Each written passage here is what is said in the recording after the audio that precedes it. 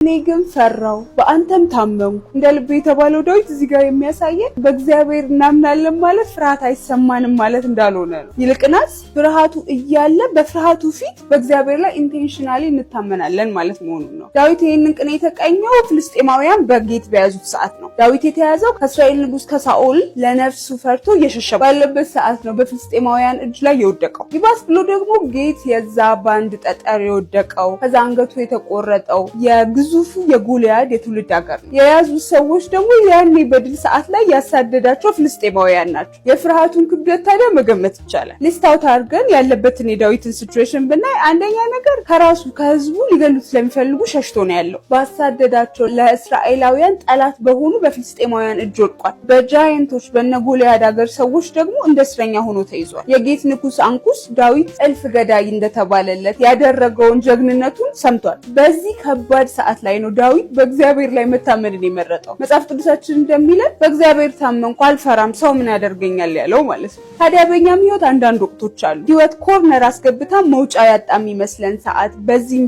በተለያየ አቅጣጫ ሰልፉ የሚበረታ የሚያስፈራ መተንፈሻ ያጣ የሚመስለን ሰዓት አለ። ለምሳሌ ብናይ እኛም መሆንን የምንወዳቸው በበሽታ እየተሰቃዩ በሞት ፍርሃት ውስጥ ልንሆን እንችላለን። በስራችን በቢዝነሳችን መለወጥ ፍርሃት ውስጥ ልንሆን እንችላለን። ውድቀት፣ መገፋት፣ ብቸኝነት፣ ስለነገ ማሰብ ፍርሃት ውስጥ ሊከቱን ይችላሉ። ታዲያ በእንደዚህ አይነት ጊዜያቶች ውስጥ ማድረግ ያለብን ዳዊት እንዳደረገው መጀመሪያ ላይ እኔ ፈራሁ ብለን ለፍርሃታችን ለስሜታችን እውቅና መስጠት ነው። በቀጣይ ደግሞ በእግዚአብሔር ማመን ነው። እምነት ራሱን እጅ በመስጠት በመታዘዝ ራስን አቅም እንደሌለው እግዚአብሔር ላይ በመጣል ሊገለጥ ይችላል። ታዲያ ስንጠቀልለው ስንፈራ እንደፈራ እንመን። ከዛ ደግሞ የእግዚአብሔር ባህሪ የእግዚአብሔርን ታማኝነት እናስታውስ። በመጨረሻ ደግሞ የነገሮችን አውትካም ውጤታቸውን ኮንትሮል ማድረግ እንደማንችል አውቀን መሪውን እንቀቅ።